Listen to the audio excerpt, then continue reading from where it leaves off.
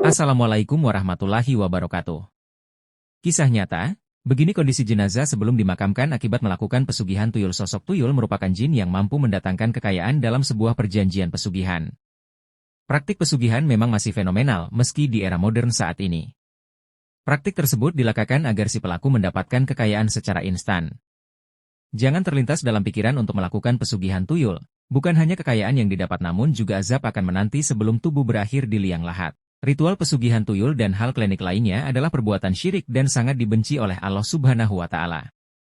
Bukannya berdoa dan meminta pertolongan kepada Allah, kisah nyata ini menceritakan seorang pria yang melakukan perjanjian dengan tuyul demi mendapat kekayaan. Berikut rangkuman kisah mengerikan tentang azab yang diterima pelaku pesugihan. Tapi sebelum itu dukung channel kami Kisah Official TV dengan cara subscribe, like, dan komen. Terima kasih. Sosok tuyul adalah satu di antara makhluk halus yang paling menyukai uang. Keberadaannya dikenal masyarakat luas sebagai makhluk gaib yang senang mencuri uang milik orang lain. Salah satu pelaku pesugihan yang nekat melakukan pesugihan ini yakni perantau asal Jawa Tengah yang bekerja di Jakarta Timur. Roni, nama samaran, merasa malu karena 5 tahun berada di Jakarta, belum mendapat kesuksesan yang diinginkannya. Karena tuntutan hidup dan beberapa target yang ingin dicapai secara cepat, Roni rela memelihara tuyul. Hanya dalam waktu 2 tahun, Roni mendapatkan harta yang cukup melimpah. Di pinggiran Jakarta Timur, Roni mampu membeli rumah, mobil, hingga memiliki beragam koleksi barang mewah. Tidak sedikit wanita yang kagum saat Roni pulang kampung. Singkat cerita, dia akhirnya jatuh hati kepada kembang desa yang dijadikannya seorang istri. Akan tetapi, karena dirinya memelihara tuyul maka sang istri diduga menjadi tumbal pesugihan dan meninggal beberapa bulan setelah pernikahan. Menurut kisah yang beredar, istri Roni mengalami pembusukan di area dada. Anehnya saat diperiksa, dokter tidak ditemukan kanker, diabetes, maupun tumor. Hingga tubuhnya semakin rapuh dan meninggal dunia. Roni yang merasa hidupnya sempurna, kini merasa terpukul atas kepergian wanita yang dicintai dan meninggal secara tragis dengan mata terbuka seolah ketakutan melihat sesuatu. Karena kematian istrinya itu, Roni mencaci tuyul miliknya dan mengusir ke sebuah gunung tempat saat dia membuat perjanjian pesugihan. Beberapa bulan setelah pengusiran tuyul itu, rumah, tempat usaha dan berbagai kendaraan yang dimilikinya ludes di lahap si jago merah.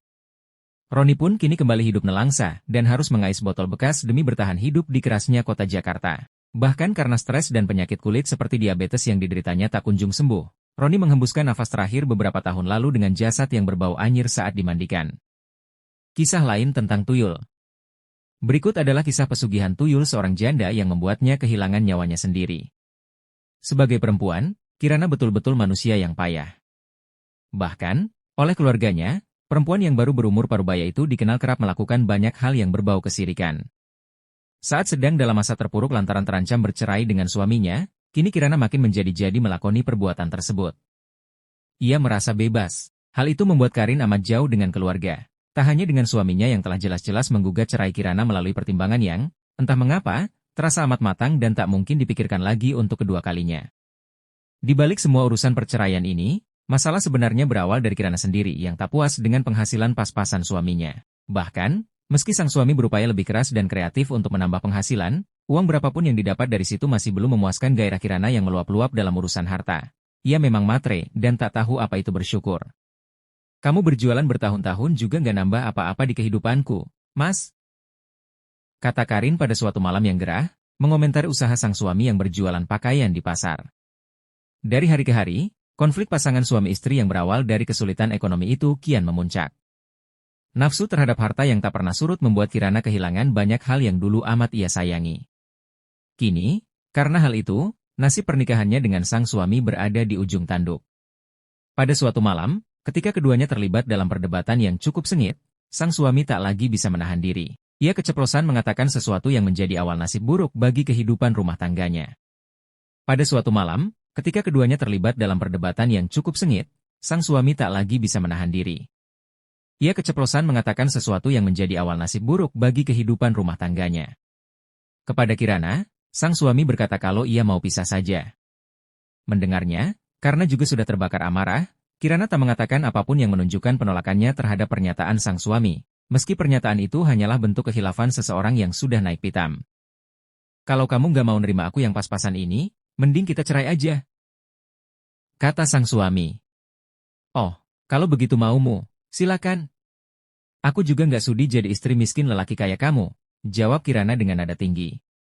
Sesaat setelah mereka sudah resmi bercerai, keduanya menjadi amat asing bagi ukuran dua orang yang pernah berada dalam satu ranjang. Kirana dan sang suami menjadi dua orang yang seperti tak pernah bertemu sebelumnya, bahkan saling membenci. Di tengah keterpurukan itu, Kirana sendiri berusaha untuk mencari cara agar memuaskan hasratnya terhadap harta. Maka, lantaran tak sanggup lagi menerima keadaannya yang serba pas-pasan, perempuan itu mengambil jalan instan untuk menjadikan dirinya kaya raya. Dia memelihara tuyul. Setelah suaminya pergi dan rumah milik orang tuanya ditempati Kirana sendiri, di gagang pintu rumah dan kusen jendela yang terbuat dari kayu, Kirana memasang banyak kain kafan sebagai salah satu syarat ritual pesugihan ketika memelihara makhluk gaib itu. Lewat caranya yang jahat itu, benar saja, Kirana menerima gelontoran uang gaib yang seperti tak ada habis-habisnya. Semua keluarganya, bahkan kedua orang tuanya sendiri, telah mengetahui laku jahat Kirana itu. Di tengah kekayaan yang didapat oleh anak perempuan satu-satunya, mereka justru membiarkan Kirana menjalani jalan hidup syiriknya sendirian. Ketika hari kian berlalu, meski telah menjadi perempuan kaya raya, Kirana harus menerima tanggung jawab yang tak mudah lantaran memelihara tuyul untuk memperoleh uang. Setiap malam Jumat Kliwon, ia harus menyusuinya. Hal itu tentu tak sesederhana menyusui seorang anak yang masih balita. Konon, ketika menyusui makhluk gaib, seorang perempuan tak hanya kehilangan asinya, ia kehilangan semacam energi spiritual yang membuat seseorang bisa punya nyawa dan menjalani hidup. Dan, benar saja, hal itu dialami oleh Kirana. Suatu malam, ketika Kirana sudah berada dalam puncak kekayaan, banyak orang dibuat gaduh dengan kabar bahwa ia meninggal di dalam kamarnya secara misterius. Malam itu adalah malam Jumat Kliwon. Dari kabar burung orang-orang yang diperoleh dari cerita keluarga Kirana sendiri, janda itu diketahui meninggal sesaat setelah melakukan ritual menyusui tuyul peliharaannya. Karin kehilangan energi dan nyawa karena kekayaan yang ia kejar-kejar sendiri. Itulah beberapa kisah tentang memelihara tuyul, semoga bisa menjadi pelajaran untuk kita semua. Dan jangan lewatkan cerita-cerita selanjutnya. Saya akhiri, wassalamualaikum warahmatullahi wabarakatuh.